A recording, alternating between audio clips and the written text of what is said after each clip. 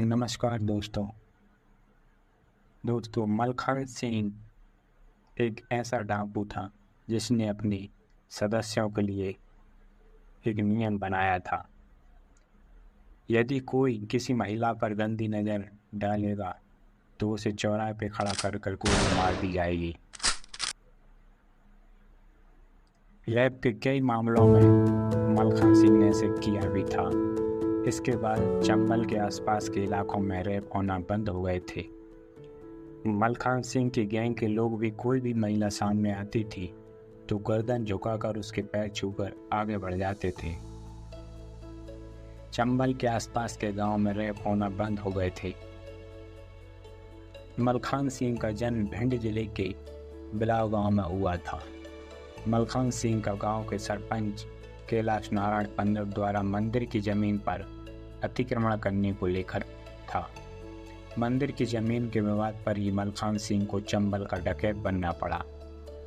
गांव में कैलाश नारायण का दबदबा था और गांव की 75% जमीन पर कैलाश नारायण के परिवार का कब्जा था।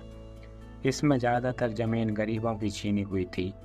कैलाश नारायण की पहुंच सरकार में मंत्रियों तक थी, इसलिए वह गांव में मनमानी करता था। उसे किसी का डर नहीं था। पुलिस भी उसकी ही बजाती थी। जो भी उसके खिलाफ आवाज़ उठाता था उसका बुरा हाल होता था, उसकी पिटाई की जाती थी।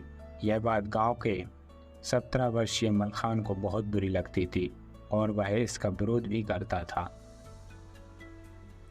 मलखान सिंह द्वारा कैलाश पंडित के खिलाफ आवाज़ उठाना और लोगों को जागरूक करने के कारण पंडित कैलाश नारायण मलखान का दुश्मन बनता गया। उसने एक दिन पुलिस वालों से कहकर मलखान को जेल में बंद करवा दिया। पुलिस द्वारा मलखान की जमकर पिटाई की गई, लेकिन कुछ दिन बाद मलखान जमानत पर छूटकर बाहर आ गया। जमानत पर बाहर आने के बाद मलखान सिंह ने कैलाश पंडित द्वारा जो मंदिर की जमीन पर अतिक्रमण रखा था उसका मुद्दा उठा दिया और कैलाश पंडित का विरोध किया। मलखान ने मंदिर की जमीन को अतिक्रमण से मुक्त कराने के लिए अभियान सा चला दिया, जिससे कैलाश पंडित परेशान हो गया। कैलाश पंडित पैसे वाला था और उसके परिवार का सदस्य सरकार में मंत्री था, इसलिए पुलिस वाले कैलाश पंडित की बात मानती थी। कैलाश पंडित के किसी करीबी की हत्या हो गई, जिसका इल्ज़ाम मलखान पर लगाया गया और पुलिस मलखान को परेशान करने लगी। यहीं से मलखान ने बिहार जाने का रास्ता चुना। मलखान सिंह द्वारा अपनी गैंग बनाई गई, जिसमें सबसे पहले रिश्ते के भाई और दोस्त को शामिल किया गया। लेकिन मलखान के पास हथियारों की कमी होने के कारण वह लोगों का अपहरण करना शुरू कर दिया। अपहरण द्वारा जो भी पैसा आता उससे वह हथियार खरीदना और कुछ पैसा धार्मिक मान्यताओं के अनुसार मंदिर की मरम्मत में दान कर दिया करता था। धीरे धीरे मलखान की वारदातें भी बढ़ती गईं और पुलिस द्वारा मलखान सिंह पर इनाम भी बढ़ाया जा रहा था।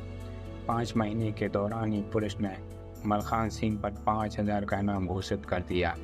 मलखान सिंह की गैंग डकैती से ज़्यादा अपहरण करने पर ज़्यादा ध्यान रखते थे। मलखान की गैंग ने दर्जनों लूट अपहरण की घटनाओं को अंजाम दिया और इनसे पैसे इकट्ठे करके गैंग के लिए नए नए हथियार खरीद लिए। धीरे धीरे मलखान की गैंग बढ़ती गई और उसके गैंग की सदस्यों की संख्या लगभग 100 के बराबर हो गई।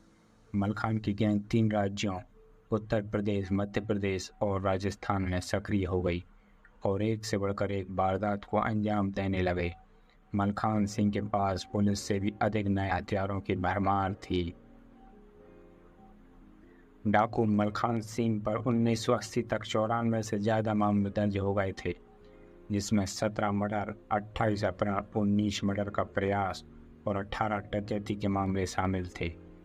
डाकू मलखान सिंह ने 15 जून 1982 को मुख्यमंत्री के सामने सरेंडर कर दिया। मलखान सिंह के सरेंडर करने के बाद 6 वर्ष जेल में रहा। मलखान सिंह को 1989 में सभी मामलों में बरी करके जेल से रिहा कर दिया गया। मलखान सिंह जेल से रिहा होने के बाद भी उत्तर प्रदेश, मध्य प्रदेश और राजस्थान के कई जिलों में धाक थी। इस वजह से राजनीतिक पार्टियां मलखान सिंह के संपर्क में आई।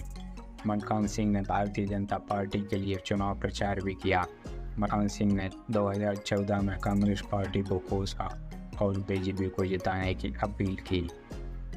डाकू मलखान सिंह को डकैतों का राजा कहा जाता था। मलखान सिंह को जो डाकू कहता था उसे वह मौत के घाट उतार देता था। मलखान सिंह को बागी कहलवाना पसंद था।